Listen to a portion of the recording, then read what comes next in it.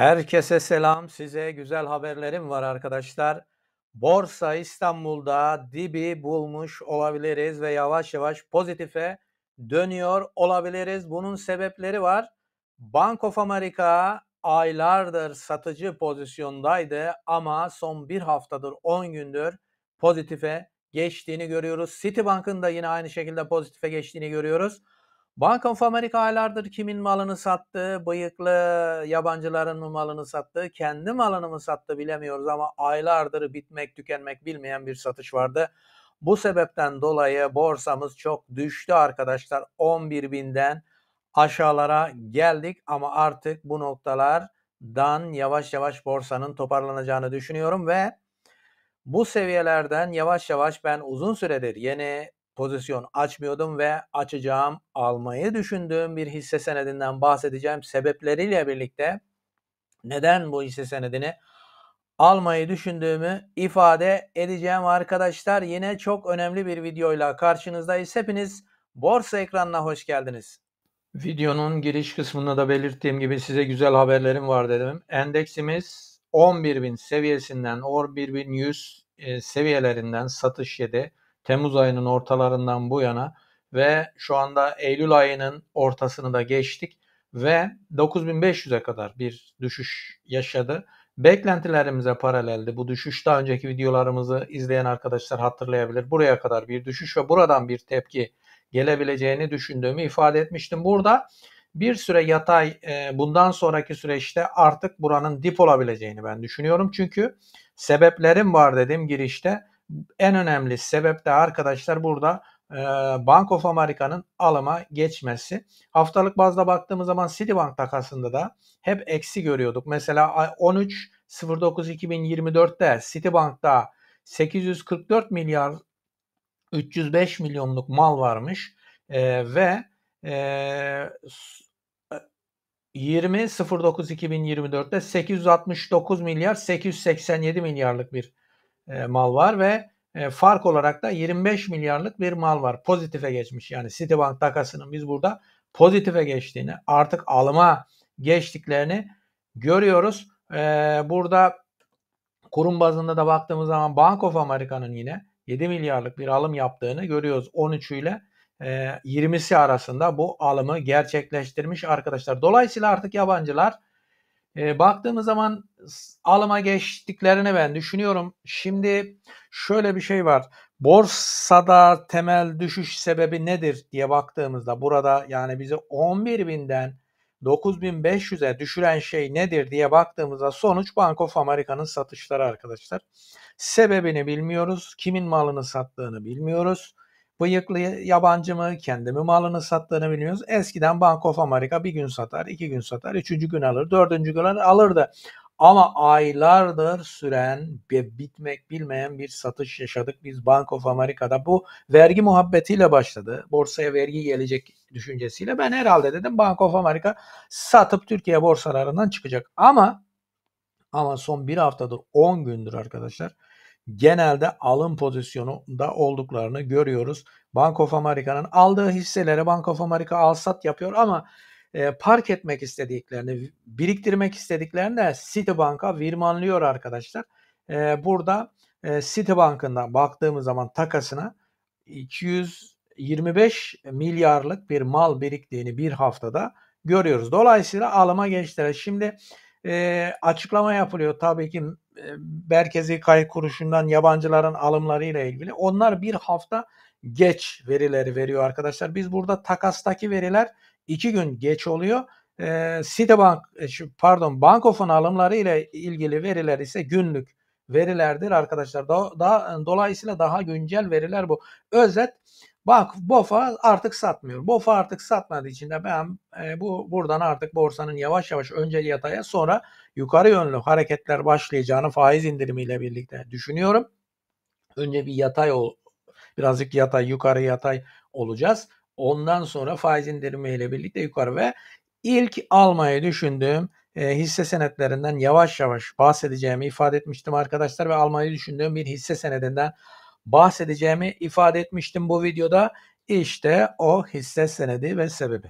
Almayı düşündüğüm hisse senedi Link Bilgisayar arkadaşlar. Bu hisse senedini daha önce de aldık biliyorsunuz. Bize güzel paralar kazandırdı. 100 liradan bahsetmiştim bu hisse senedinde ve hisse senedi ne yaptı? 700 liraya 743 lirayı gördü. Tabii borsa düşüşle birlikte o hisse senedinde de biraz bir düşüşler yaşandı. Ama hisse senedine karakteristik olarak baktığımız zaman bir yukarı hareket yapıyor. Ondan sonra 1,5-2 ay yatay süreç, ondan sonra yukarı hareket. Mesela 100 liradan hisse senedi 247 liraya gittikten sonra Kasım ayının sonlarına doğru başlamış ve Ocak ayına kadar bir yatay süreç yaşamış orada. Buradan sonra yani 1,5-2 ay diyelim yani buna. Ondan sonra bir yukarı hareket daha. 230 liradan arkadaşlar önce 373 liraya, ondan sonra 473 liraya gelmiş. 473'e geçtikten sonra Mart ayının başlarından Nisan, Mayıs, Haziran ayının ortasına kadar bir yatay süreç yaşamış. Bu yatay süreç yaşadıktan sonra 463 liradan arkadaşlar hisse senedi 743 liraya yukarı yönlü hareket etmiş. Ve yukarı yönlü hareket ettikten sonra daha önce olduğu gibi Temmuz, Ağustos, Eylül ayı artık bitiyor. Bir yatay süreç var. Şimdi şuraya daha yakından bakalım. Geldiğimiz zaman daha önce 200 günlük hareketli ortalamasından 100 günlük hareketli ortalamasından tepki verdiğini görüyoruz. Dolayısıyla bu hisse senedi biraz aşağı yönlü sarkabilir. Takip etmek gerekiyor. Yani 583 lira, 578 lira, tamam mı? Buralara sarkabilir. Buralara sarktıktan sonra şurada işte mesela 555'e gelir mi bilmiyorum da buralara geldikten sonra buraya değerse artık 100 günlük hareketli ortalamasına gelmiş oluyor ve değdiği zaman yukarı yönlü bir tepki beklenebilir. Şu anda teknik olarak baktığımız zaman 21 günlük hareketli ortalamasının üzerinde şu sarı çizgi. Dolayısıyla teknik olarak pozitif bölgede bir hisse senedi. Ödenmiş sermayesi 11 milyon. Gayet düşük bir ödenmiş sermayesi var arkadaşlar. Çok agresif hareketler yapabiliyor. Zaten yıllık bazda da bu kadar düşmesine rağmen 3 aydır düşüyor hisse senedi. %600 yapmış. Yani 6 kat yatırımcısına kazandırmış bir hisse senedi. Şimdi bahsettiğim gibi hani bazı arkadaşlar ya 6 kat kazandırmadan önce de söyleseydin diyebilirsiniz ama söyledik arkadaşlar. Geçmiş videolara bakabilirsiniz. Bahsettim ben bu hisse senedinden. Şimdi net karına baktığımız zaman nette ödenmiş kar olduğunu görüyoruz. Karını artırmış bir hisse senedi ama ödenmiş sermayesinin gerisinde kalmış biraz karı. Bunu da önümüzdeki süreçte artırabileceğini düşünüyorum arkadaşlar. Şimdi daha detaylı bakalım. Hisse senedinin detaylarına baktığımız zaman şuradan çeyreklik net karda zarardan kâra geçtiğini görüyoruz hisse senedinin. Arkadaşlar akışlarına ben dikkatinizi çekmek istiyorum. Bloomberg'de patronun açıklamaları vardı ve yakın zamanda çok güzel iş ilişkileri açıkladı.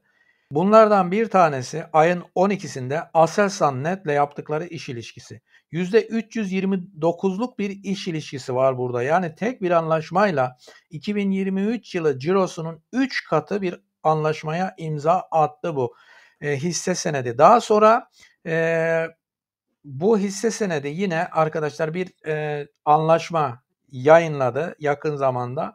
Dün yayınlamış arkadaşlar. Miatek'in Vitalis Link bilgisayar bünyesinde birleşmesi. Yani oradan biraz hisse senedi verecekler ve o şirkete ortak olacak Link bilgisayar. Burada bir anlaşma var. Karşılıklı anlaşma ve dolayısıyla artık Link bilgisayar yazılımdan donanıma da geçmiş oluyor. Şimdi burada patronunun Bloomberg'de yaptığı açıklamaları var.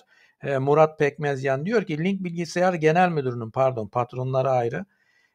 Diyor ki Pekmezyan Vitalis ile olan birleşme sürecinin kapsamında biraz da kabuk değiştiriyoruz. Aynı zamanda donanım sektörüne giriyoruz diyor. Yani yazılımdan donanıma bir geçiş var. Ama asıl önemli cümle burada. Pekmezyan Vitalis teknolojiye birleşme ve Aselsan Net ile yapılan anlaşmanın yani biraz önce bahsettim de %300 arkadaşlar. Yani 2023 cirosunun 3 katı bir anlaşma yapmıştı. Bunun finansal etkisini 3. çeyrekten itibaren görmeye başlayacağız. Yani bu 3. çeyrekten itibaren bu %300'lük anlaşma bilançoya yansıyacak arkadaşlar. Bu sebepten dolayı da önümüzdeki süreçte daha pozitif bilançolar bekliyorum ben bu hisse senedinden. Şimdi karnesine baktığımız zaman bir defa borçluluğunun olmadığını görüyoruz arkadaşlar. Bugüne kadar hiç kredi kullanmamış bir şirket. Burada Pekmezyan'ın açıklamalarında o da var. Yani bugüne kadar hiç kredi kullanmamış bir şirket. İşte yapay zeka ile ilgili de çalışma yapacaklarını ifade ediyor ve buradaki Bloomberg'de yaptığı açıklamada hiç kredi kullanmadıklarını da ifade ediyor. Yani burada son dönemde özellikle düşük sermayeli şirketlerde borçluluğa ekstra dikkat ediyoruz, biliyorsunuz. Büyümesi ve karlılığı, büyümesinde birazcık bir zayıflık var arkadaşlar. Daha iyi olabilir. Karlılığı fena değil. Onun da işte bu anlaşmalar yavaş yavaş bilançoya yansımaya başladığı zaman burada pozitiflik görürüz arkadaşlar. Baktığımız zaman en fazla hisse senedinin Akbank DH'a portföy saklamada %33'ünün Citibank'ın vakıf yatırım ve iş yatırımın deniz yatırımın en fazla hisse senedini aldığını görüyoruz. Burada deniz yatırımdan son dönemde bir para çıkışı var. Bu dikkatimizi çekiyor. Akbank'ta değişim yok. Citi'de ise alım var arkadaşlar. Citi'de son dönemde bir alım var. Fon pozisyonlarına baktığımız zaman hisse senedini birçok fonun hisse senedinde pozisyon açtığını görüyoruz. 3, 6, 7 tane fon hisse senedinde pozisyon açmış arkadaşlar. Ne kadar çok fon bu hisse senedinde pozisyon açarsa bu hisse senedine olan güveni gösteriyor. Tabii ki fonlar böyle düşük sermayeli hisse senetlerinde çok da fazla pozisyon açamıyorlar. Yani 11 milyon ödenmiş sermayesi var. Bu böyle bir hisse senedinin tahtası çok sığdır arkadaşlar. Çok agresif hareket edebilir. Pozisyon açamıyorlar. Buna rağmen bu kadar fon bu hisse senedinde pozisyon açmış. Hisse senedinin bilançosunu incelediğimiz zaman arkadaşlar burada esas faaliyet karında baktığımızda dönemsel olarak 12. aylıkta çok iyi esas faaliyet karları açıkladığını görüyoruz. Hisse senedinde böyle bir karakteristik özellik var. Bu bazen böyle olabiliyor. Bazı şirketler bazı aylarda özellikle çok iyi bilançolar açıklıyorlar. 3 aylık net karda bakın burada nette zarardan kara geçişi görüyorsunuz. Yani bir önceki çeyrekte de önce çok büyük bir zarar açıklamış. Arkadaşlar 2023 12. aylıkta sonra zararını azaltmış ve artık kâra geçmiş bir hisse senedi. Tabii ki burada önemli olan gelecek bilançoları tahmin edebilmek ve özellikle Aselsan Net'le yapmış olduğu anlaşma şayet bir sonraki bilançoya yansımaya başlarsa daha iyi bilançolar açıklayabilir bu hisse senedi. Tabii ki burada önemli olan diğer bir şey de alım yeri ve seviyesi. Bu hisse senedinin pozitife geçtiğini ve artık inişin durduğunu görmemiz lazım. Şurada bir filama formasyonu var. Bu sıkışacaktır önümüzdeki günlerde. Biraz daha sıkıştıktan sonra yani dolayısıyla biraz daha belki aşağı yönlü hareket edebilir ama takip etmek lazım. Yani 21 günlük aslında hareketli ortalamanın üzeri bizim için bir seviyedir. Yani bunun altına sarkarsa beklenmesi gerekir. Şurada 21 günlük hareketli ortalama 606 seviyesinden geçiyor. Bunun altında olursa beklenmesi gerekir. Ama pozitife geçtiğini, yukarı yönlü hareketler başladığını görürseniz bu hisse senedinde hareketin başladığı artık düşünülebilir. Söylediğim gibi geçmişte de şöyle 3 ay bir yatay süreçler, ondan sonra hep yukarı yönlü. En son ne yapmış arkadaşlar? 382 liradan 745 lira böyle bir hareket yapmış bu hisse senedi. Tabii ki burada anlattığımız hiçbir şey arkadaşlar yatırım tavsiyesi değildir. Kimseye al sat tut tavsiyesi vermiyoruz. Herkesin aklı var, fikri var. Ben burada kendi görüşlerimi ve yapacaklarımı anlatıyorum.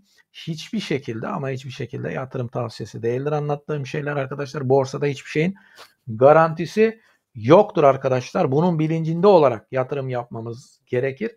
Bir defa sabit getirili bir memkul almıyoruz ya da faizle para yatırmıyoruz. Kira sertifikası almıyoruz. Borçlanma aracı almıyoruz ya da işte tahvil almıyoruz arkadaşlar. Hisse senedi alıyoruz. Hisse senedi düşer de çıkar da bunun bilincinde olmak gerekiyor ve söylediğim gibi anlattığım şeyler yatırım tavsiyesi değildir. Aktaracaklarım bu kadar. Herkese bol kazançlar dilerim.